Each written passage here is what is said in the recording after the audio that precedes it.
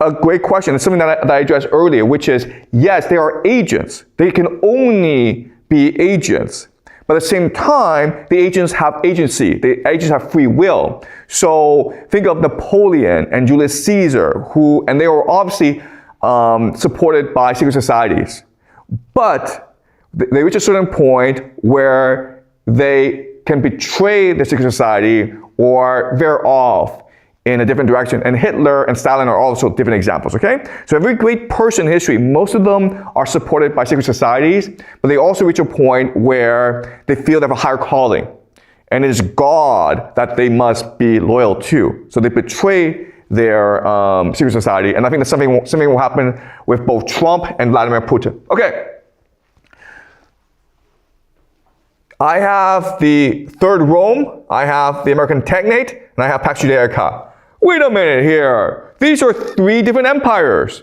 And the reality is that this unipolar moment where America controls everything, it is unique in human history. It's not sustainable, and it will not last. So the idea of competing empires, it's much more common in human history. So yes, you'll have the Technate where America retreats into Greater North America, Russia exerts control over its territory, and Israel tries to build a Pax Judaica in the Middle East. And they will be in competition against each other. There'll be some areas in which they cooperate, there are some areas in which they compete. And so we are moving towards a multipolar world, okay? And we don't actually even know how long this multipolar world will sustain itself. Probably not very long, maybe 10 years, maybe 20 years, okay? All right.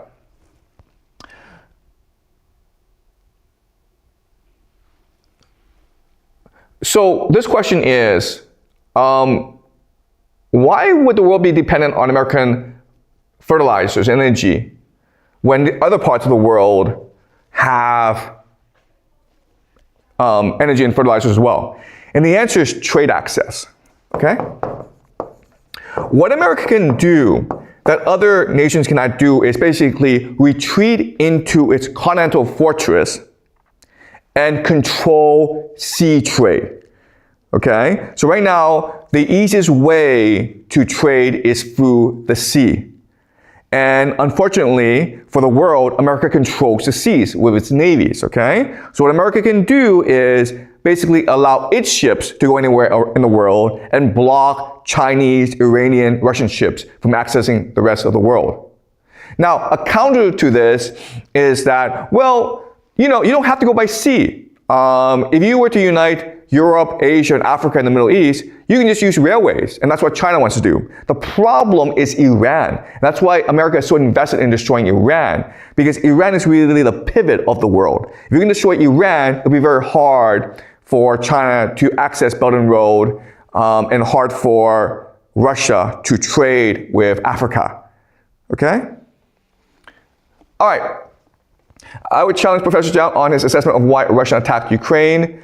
Russia was not prepared for the long war, and it adapted. Okay, yeah, so the general theory, the general explanation is that NATO provoked Russia into an attack. And that's true to a certain extent.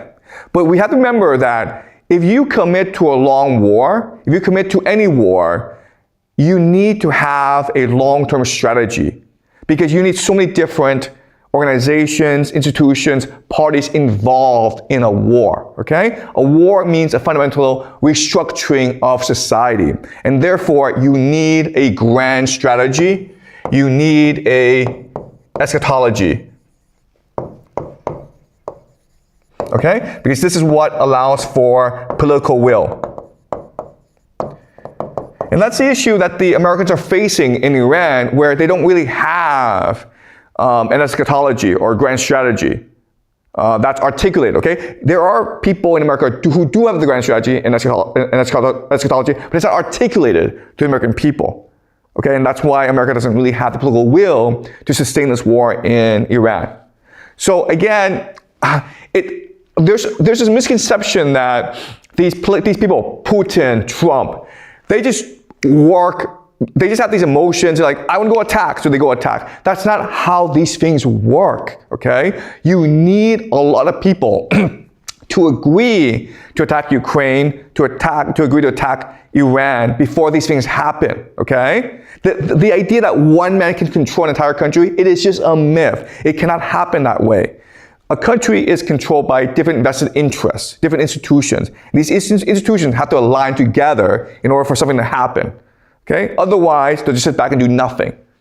And that's the situation that Iran faced in the lead up to this war, where everyone was like, you know the Americans, you know the Israelis are going to attack you, so take the initiative. Why are you still sitting around doing nothing? And the answer is because there are different factions, there are different institutions cannot align together on how to respond to the Americans and Israelis. So they just sat back and wait to be attacked, okay? All right. Why don't Asian and Middle Eastern nations unite to prevent American interference driven by its own interests? Okay. Yeah. Okay, another misconception is that the nation state, it is real. It is not real. It's just a made-up concept, okay? The idea of China, the idea of America, the idea of Russia, Iran, they're all made-up concepts. They don't exist. What these nation states are a collection of interests. Collection of elite interests.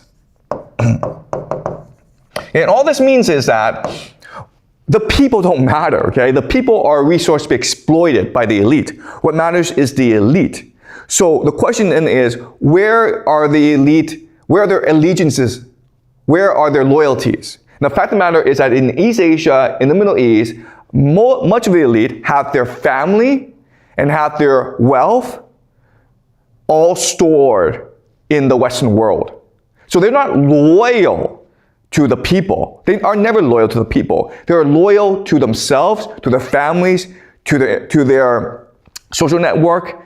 And because all of their wealth and family is located overseas, they're loyal to overseas. So these elite in Asia, in the Middle East, they are basically carpetbaggers, okay? And that's why we have this situation. And that's why, as things progress, nations that have very close relationships with the Western world, for example, the GCC, they are much likely to fall. They're much likely to collapse because these are very unstable countries. Whereas countries like Iran that have been isolated, ostracized by the West, are much more cohesive. Okay?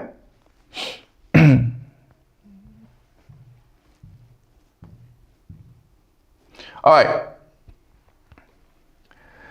Can the Strait of Hormuz be avoided by laying gaps pipe through Oman? No, that's not how these things work, okay? What Iran is doing is using the Strait of Hormuz to blockade the global economy, to disrupt the global economy. The Strait of Hormuz is the most convenient way of doing so. It is the least controversial, but if forced to, Iran can also destroy energy production in the GCC. It can destroy like pipelines. If a drone can attack a city, it can attack a pipeline as well. Okay, so these pipelines are extremely vulnerable. And already we're seeing reporting that just yesterday, the Iranians attacked a pipeline in Saudi Arabia. These pipelines are extremely vulnerable. Just think about all this gas and oil, right? It's all combustible. So a drone can just blow it up. It's not hard. All right, so again, understand, the point is not the Strait of Hormuz. The point is the vulnerability and the fragility of the global economy that is completely dependent on cheap access to energy. That's where the problem lies. All right? All right. Donald Trump, he's erratic.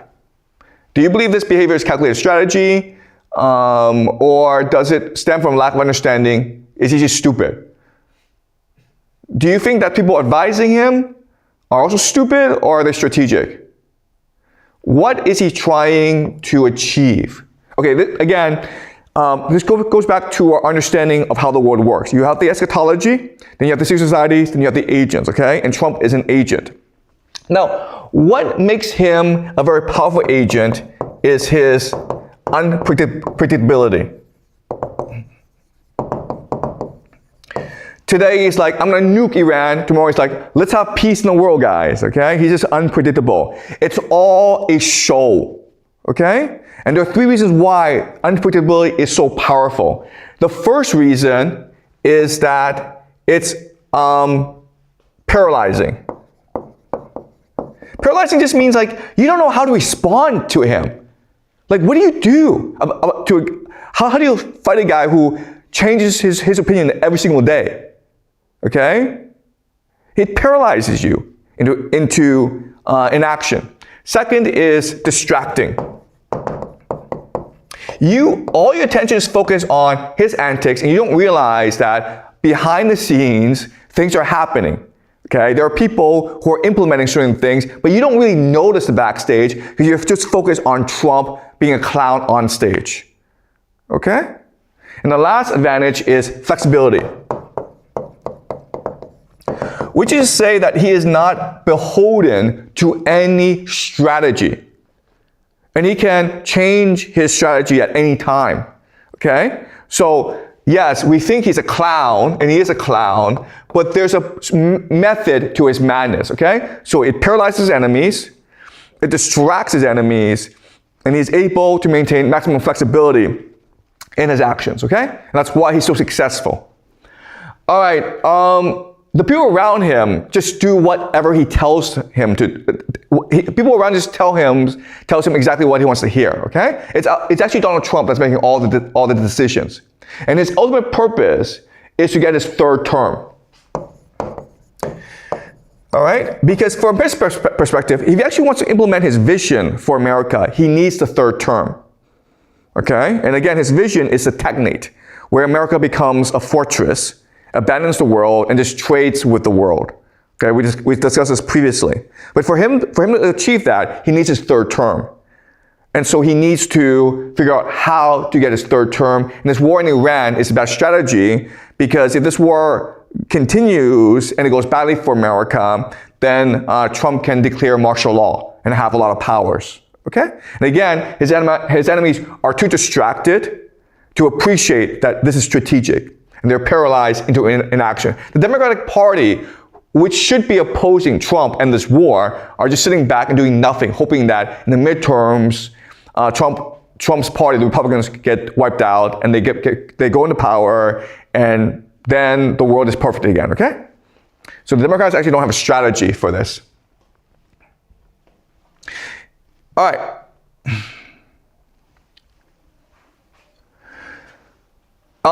The GCC, the petrodollar collapses, okay? Let's pretend the petrodollar collapses. AI collapses, treasury bond collapses. Will the U.S. not suffer an economic and development catastrophe, which is not part of the U.S. plans?